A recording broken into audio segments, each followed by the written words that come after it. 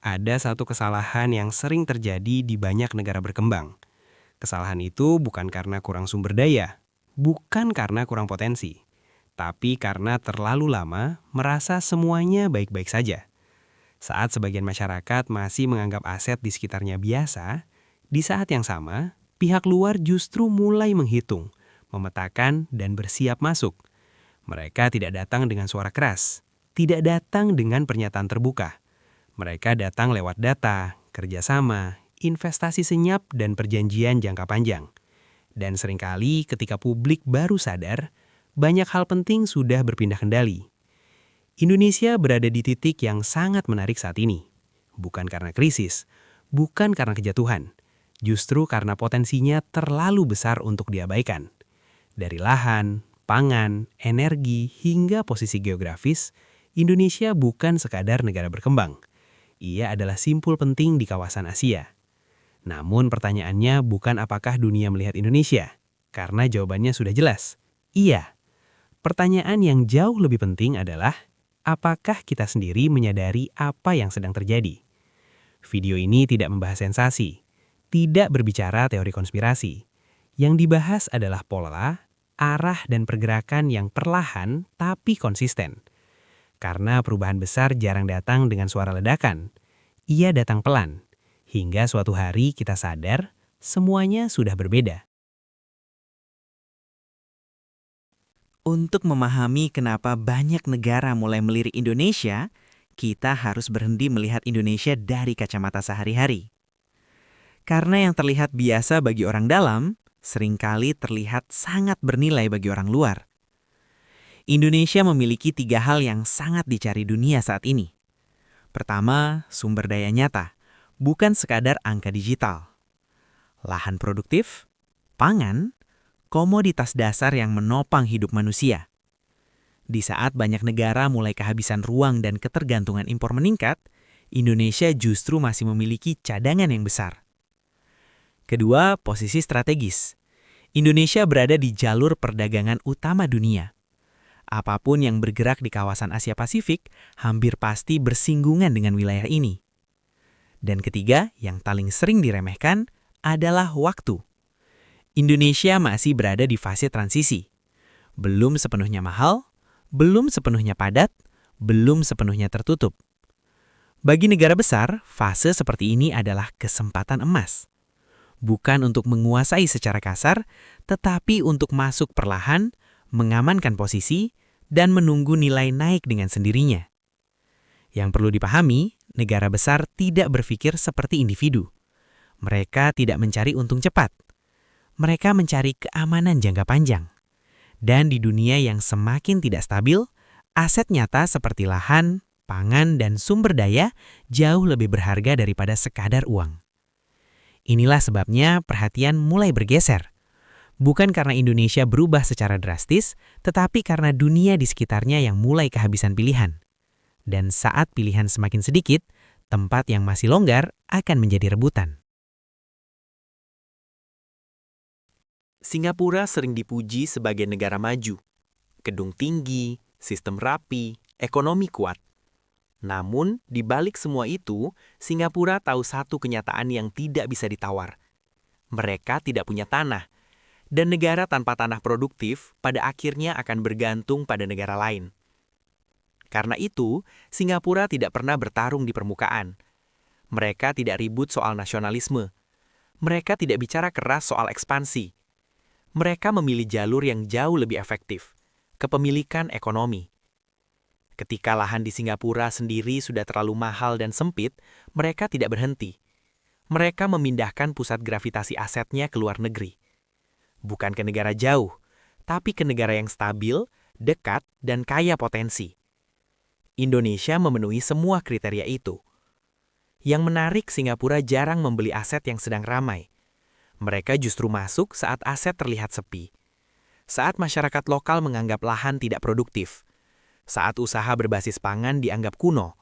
Saat nilai belum naik tapi fondasinya sudah jelas. Bagi Singapura, aset bukan soal prestis. Aset adalah soal kontrol. Siapa yang menguasai lahan, logistik, dan distribusi, dialah yang punya posisi kuat dalam ekonomi kawasan. Dan posisi seperti ini tidak dibangun dalam 1 atau 2 tahun. Ia dibangun pelan, konsisten, dan hampir tidak terlihat. Cina tidak punya kemewahan untuk salah langkah. Dengan populasi ratusan juta orang, satu kesalahan strategis bisa berdampak besar. Cina memahami bahwa kekuatan ekonomi tidak cukup jika tidak ditopang oleh keamanan pangan dan energi. Sehebat apapun teknologi, rakyat tetap harus makan. Dan jika pasokan terganggu, stabilitas negara ikut terancam. Karena itu, Cina melihat dunia bukan dari sudut untung rugi tahunan, melainkan dari sudut ketahanan puluhan tahun. Indonesia masuk dalam peta itu bukan karena kebetulan. Indonesia punya tanah subur, punya sumber daya, dan punya posisi strategis di Asia Tenggara. Cina tidak masuk dengan cara terbuka dan terburu-buru. Mereka masuk melalui kerjasama jangka panjang, melalui proyek infrastruktur, melalui penguatan rantai pasok dari hulu ke hilir. Bagi Cina, memiliki akses lebih penting daripada memiliki sorotan. Mereka tidak perlu terlihat dominan hari ini, asal posisi mereka aman besok dan lusa. Dan sejarah menunjukkan, negara yang berpikir paling panjang biasanya adalah yang bertahan paling lama. Kita bicara jujur. Jika hari ini ada lahan pertanian dengan hasil stabil tapi kecil, banyak orang menganggapnya tidak layak dipertahankan. Jika ada usaha pangan yang keuntungannya tipis tapi rutin, banyak orang menyebutnya tidak berkembang. Masalahnya, kita hidup di era yang mengagungkan kecepatan. Cepat untung, cepat viral, cepat naik kelas. Padahal, aset paling kuat justru bekerja dalam diam. Lahan pertanian tidak pernah libur. Produksi pangan tidak mengenal tren. Kebutuhan dasar tidak mengenal krisis. Inilah yang dipahami negara besar. Mereka tidak mencari aset yang terlihat keren. Mereka mencari aset yang tidak bisa digantikan. Orang bisa berhenti membeli barang mewah. Orang bisa menunda liburan. Tapi orang tidak bisa berhenti makan. Itulah sebabnya lahan, pangan, dan komoditas dasar selalu menjadi sasaran utama dalam setiap perubahan besar dunia. Dan ironisnya, aset seperti inilah yang paling sering dilepas oleh masyarakat lokal karena dianggap biasa. Ketika akhirnya dunia berebut, aset itu tidak lagi tersedia dengan harga wajar. Dan saat itu, cerita selalu sama. Dulu tidak terasa berharganya. Banyak orang membayangkan masa depan sebagai sesuatu yang datang perlahan dan memberi waktu untuk bersiap. Padahal dalam kenyataannya, masa depan sering datang dalam bentuk keputusan yang sudah diambil orang lain lebih dulu. Tahun 2026 bukanlah garis akhir, melainkan gerbang. Gerbang antara aset yang masih bisa dipilih dan aset yang sudah terkunci kepemilikannya. Dalam setiap perubahan besar dunia selalu ada satu fase yang sama. Awalnya, hanya sedikit pihak yang melihat potensi. Mereka masuk perlahan, tanpa suara. Harga masih masuk akal. Akses masih terbuka. Lalu datang fase kedua. Semua orang mulai sadar hampir bersamaan. Media mulai membicarakan. Diskusi publik mulai ramai. Namun pada fase ini, sesungguhnya permainan sudah hampir selesai. Karena aset bukan seperti barang dagangan biasa. Ia tidak bertambah ketika permintaan naik. Tanah tidak bertambah. Lahan produktif tidak muncul tiba-tiba. Ketika perhatian publik datang, yang tersisa hanyalah pilihan mahal, terbatas, dan penuh persaingan. Dan disinilah 2026 menjadi krusial. Bukan karena tahun itu istimewa, tetapi karena banyak keputusan besar sudah dikunci sebelum dan sesudahnya.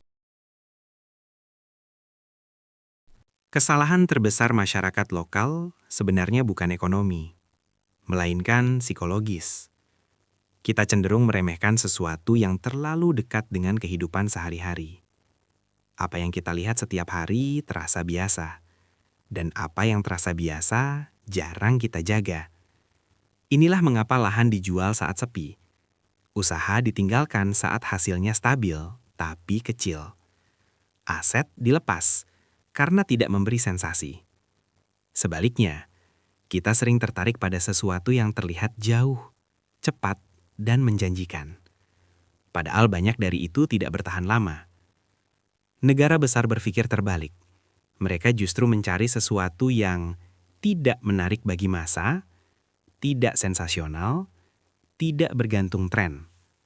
Karena aset seperti inilah yang paling sulit digantikan. Kesalahan lain yang sering terjadi adalah menganggap bahwa kesempatan selalu datang 2 kali. Dalam kenyataannya, kesempatan yang sama hampir tidak pernah datang kembali dengan kondisi yang sama. Harga berubah, akses berubah, aturan berubah. Dan yang tidak berubah hanyalah penyesalan, karena dulu merasa semuanya masih aman. Bab ini tidak berbicara tentang angka, grafik, atau nama negara. Bab ini berbicara tentang sesuatu yang jauh lebih menentukan. Cara kita memandang waktu dan nilai. Banyak orang merasa hidupnya baik-baik saja selama hari ini masih bisa dilewati, selama kebutuhan terpenuhi, selama tidak ada tekanan besar. Masalahnya, dunia tidak bergerak berdasarkan rasa cukup. Ia bergerak berdasarkan kebutuhan jangka panjang. Dan seringkali, ketika tekanan itu datang, kita baru sadar bahwa yang hilang bukan uang, melainkan opsi. Opsi untuk memilih. Opsi untuk bertahan tanpa panik. Opsi untuk tidak selalu berada di posisi terdesak. Cara berpikir jangka pendek membuat orang mudah melepas sesuatu yang sebenarnya bernilai. Bukan karena terpaksa, tetapi karena terlihat tidak penting saat ini. Sebidang lahan terlihat biasa karena hasilnya kecil. Usaha pangan ditinggalkan karena tidak cepat berkembang. Aset fisik dianggap kuno karena tidak viral. Padahal, nilai sejati sering tidak berteriak. Ia diam, ia stabil. Dan justru karena itu, ia bertahan lama. Mengubah cara berpikir bukan berarti hidup penuh ketakutan. Justru sebaliknya, ini tentang hidup dengan kesadaran, tentang menahan diri untuk tidak selalu mengejar yang cepat, dan mulai menghargai yang bertahan. Tidak semua orang harus memiliki banyak, namun setiap orang berhak untuk tidak kehilangan semuanya. Di masa depan, banyak orang akan bekerja lebih keras dari hari ini, bukan karena malas, tetapi karena fondasinya sudah hilang. Dan fondasi itu sering hilang bukan karena dicuri, melainkan dilepas sedikit demi sedikit. Bab ini adalah pengingat sederhana, bahwa perubahan besar jarang datang dengan peringatan. Ia datang ketika kita sedang sibuk menjalani rutinitas. Maka, sebelum dunia memaksa kita berubah, lebih baik kita mengubah cara berpikir terlebih dahulu. Karena mereka yang bertahan bukan selalu yang paling cepat, tetapi yang tidak kehilangan pegangan. Pada akhirnya, setiap perubahan besar selalu menyisakan cerita yang sama. Bukan tentang siapa yang paling kuat, bukan tentang siapa yang paling pintar, melainkan tentang siapa yang sadar lebih awal. Beberapa tahun ke depan, banyak hal yang hari ini terasa biasa akan berubah maknanya. Tanah yang terlihat sepi akan menjadi mahal. Aset yang dulu diremehkan akan sulit diakses. Dan peluang yang hari ini masih terbuka akan terasa sempit. Saat itu, banyak orang baru berkata, "Dulu tidak kelihatan apa-apa. Dulu terasa aman. Dulu sepertinya masih lama." Masalahnya, masa depan tidak menunggu perasaan siap. Ia bergerak mengikuti keputusan yang dibuat hari ini. Keputusan untuk bertahan atau melepas. Keputusan untuk menjaga atau mengabaikan. Keputusan untuk berpikir panjang atau hidup hanya untuk hari ini. Negara-negara besar memahami satu hal sederhana. Mereka tidak menunggu dunia berubah. Mereka bersiap sebelum perubahan terasa. Dan kini, pola yang sama sedang terjadi di sekitar kita. Video ini bukan untuk membuat siapapun takut. Bukan untuk memicu kepanikan. Tapi untuk membangunkan kesadaran yang sering tertidur karena rutinitas.